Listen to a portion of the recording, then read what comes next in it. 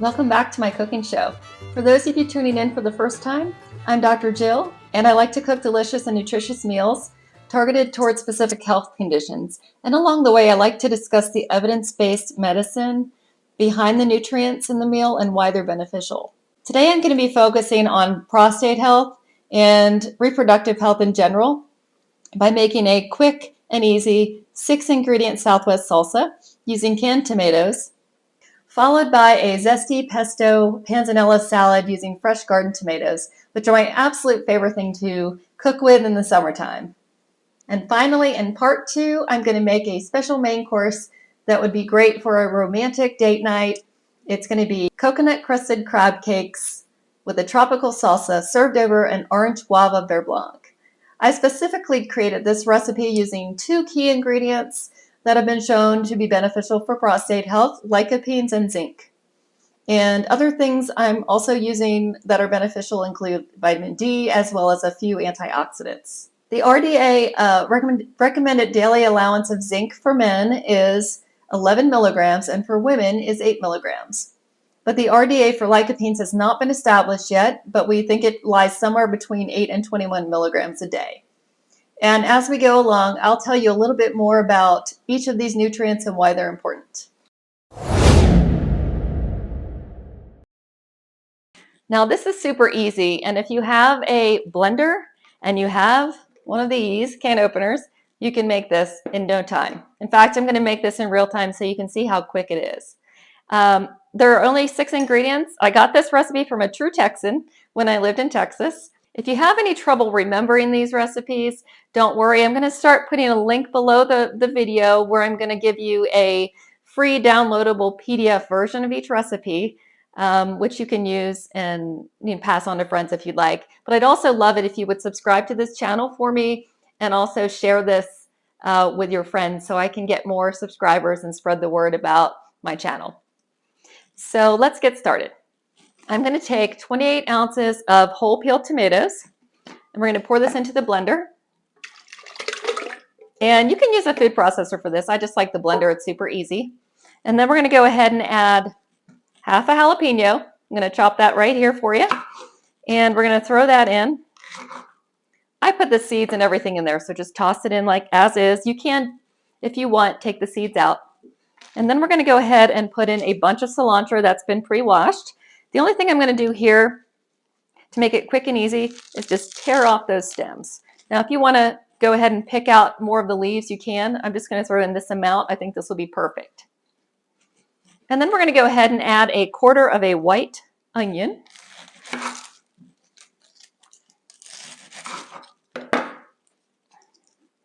We're going to peel that, and then we're just going to throw it in there. And then we only have a couple more ingredients. So the white vinegar, we're going to have 2 tablespoons of that. You can always add more at the end if you don't like the way it tastes. If it needs a little bit more pizzazz, add a little bit more vinegar. That usually helps. And then lastly, we're going to go ahead and add a teaspoon of salt.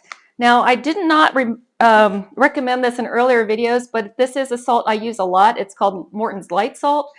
And the special thing about this, it contains not only sodium chloride, but it also has potassium chloride. So you're actually getting 50% less of that sodium chloride in your diet, which is good because it helps with lowering blood pressure. So we're going to add 1 teaspoon of that. And again, we might have to come back later and add a little more. And let me just think if I forgot anything. I think we're good to go. We're going to go ahead and blend this up. Now, if you want, you can drain those tomatoes. I did not drain mine. My salsa is a little bit runnier, but I like it that way. If you want, you can drain your tomatoes first and then add it if you want the salsa to be a little thicker. Also, when you put this in the refrigerator, it does tend to thicken up overnight because of the pectins in the fruit in that tomato. So let's go ahead and pour this into a bowl and try it out. That's it.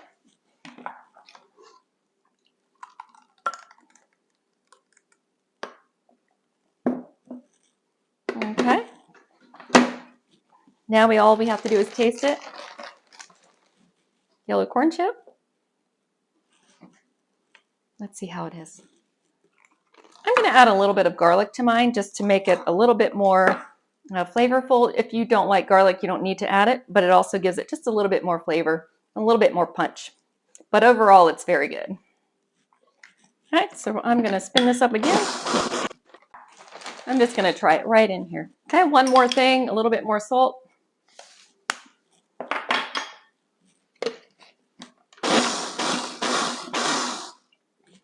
Great, so I ended up adding a 2nd teaspoon of salt to this, and I think it's perfect, especially with that garlic clove added as well.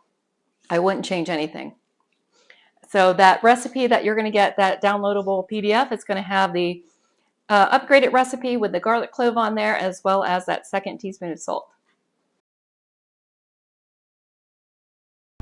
Hey, take a quick look. These are my tomatoes. They're not quite ready for the salad. As you can see, they're green. But if you have fresh garden tomatoes, please use those for the panzanella salad because they are the best tasting tomatoes for this salad. All right, let's move on to the Zesto Pesto Panzanella Salad. Basically, panzanella just means bread salad. And in this case, I've created a Caprese style bread salad with a basil pesto and a balsamic glaze. This recipe serves 6 people, and we're going to start by making the basil pesto. And if you don't have a cup of packed basil, you can substitute up to half of the basil with some spinach leaves without really noticing a change in flavor. So first, I have a cup of packed basil leaves in my mini food processor. Then we're going to go ahead and add an 1/8 cup of walnuts, and we're going to give that a quick pulse. To the basil and the walnuts, we're going to add 2 large cloves of garlic and a 1/2 cup of Parmesan cheese. And we're going to blend again. And lastly, we're going to go ahead and add some olive oil. This is going to end up being about a 1/4 cup of olive oil, an 1/8 teaspoon of salt,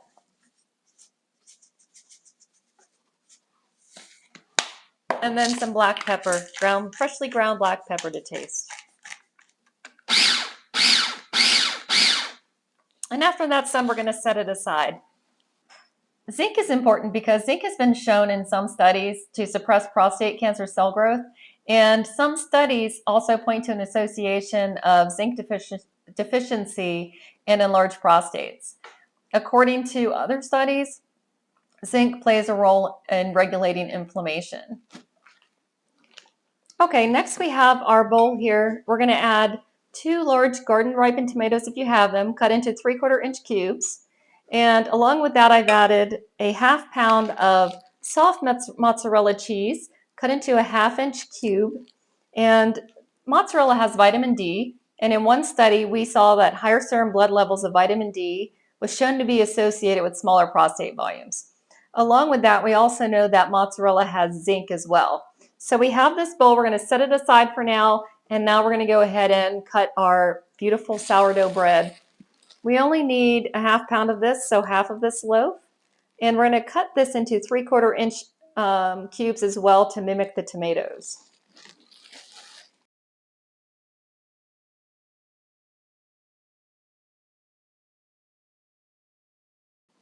And while we're cutting the bread, we're going to go ahead and heat up a 1/3 cup of olive oil on the stovetop.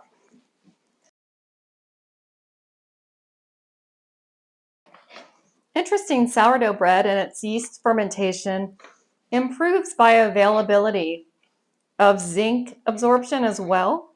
Again, I'll be talking more about this in my White Coat Corner segment. Let's move over to the stovetop now.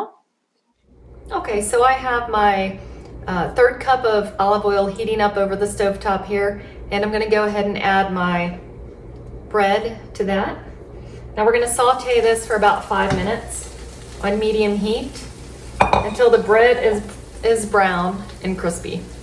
That oil is going to be absorbed. The bread acts like a sponge, so you're going to see that oil quickly disappear. And then we're going to go ahead and season this as it's cooking with 3/4 of a teaspoon of salt and a 1/4 teaspoon of ground pepper, black pepper. So the bread is looking really good right now. It's browned. I think it's time to take this off the heat.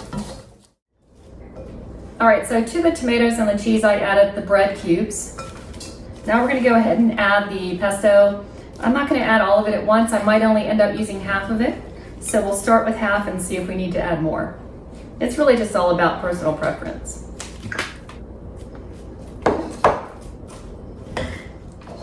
So I'm gonna go ahead and add the rest of this pesto because I like that flavor, and I think it's really gonna taste good with all of that pesto in there to be absorbed by the bread.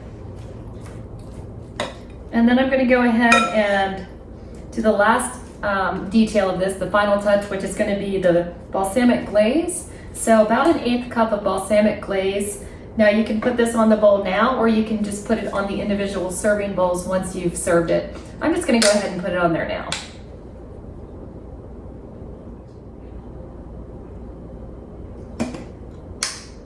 All right, now you can see how pretty this looks.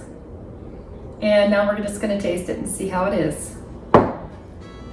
This is why I call it Zesto Pesto, because boy, is it zesty. I love this salad.